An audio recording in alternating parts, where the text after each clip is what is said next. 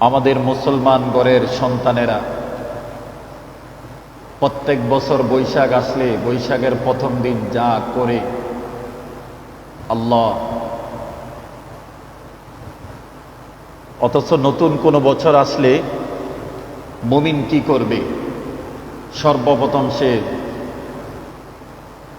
নতুন বছরের নতুন রাত্রিতে সে তাহাজ্জুদ নামাজ, সলাতুল ফজর জামাতে আদায় করবে, করে আল্লাহর কাছে দোয়া করবে, হে আল্লাহ, এক বছর আমাদের মাঝ থেকে চলে গেল, বিগত হয়ে গেল, নতুন একটি বছরে পা রাখলাম, নতুন একটি বছর শুরু হলো।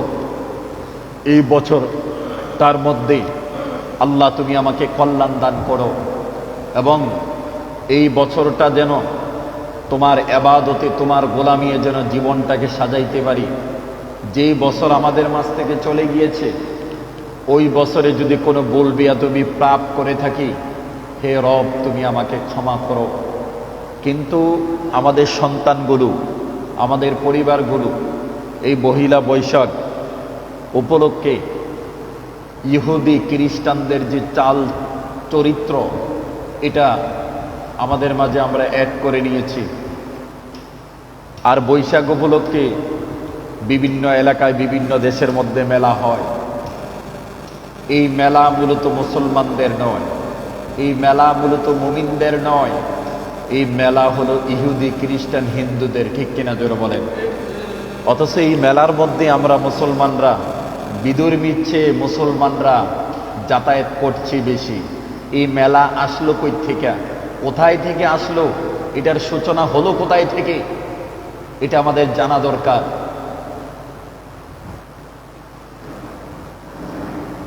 এই মেলার মধ্যে কোনো নেকের কাজ হয় না, পাপের কাজ হয়, বেহায়াপনা হয়, জিনা বেবিচার হয়।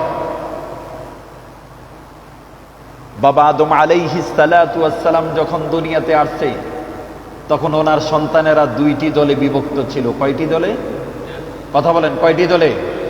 দুইটি দলে বিভক্ত ছিল।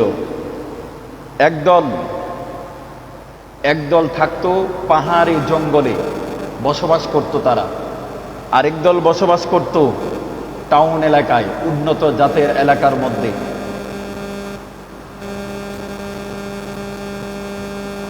এই মেলার সূচনা করেছিলেন পৃথিবীতে সর্বপ্রথম ইবলিস, শয়তান। নাউজুবিল্লাহ বলবেন না? ইবলিস,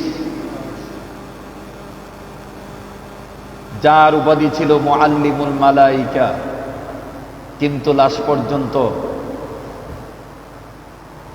আল্লাহর হুকুম অমান্য করে লানত প্রাপ্ত হয়ে কিয়ামত পর্যন্ত ইবলিসে রূপান্তরিত হয়ে গেল। জোরে বলেন নাউজুবিল্লাহ।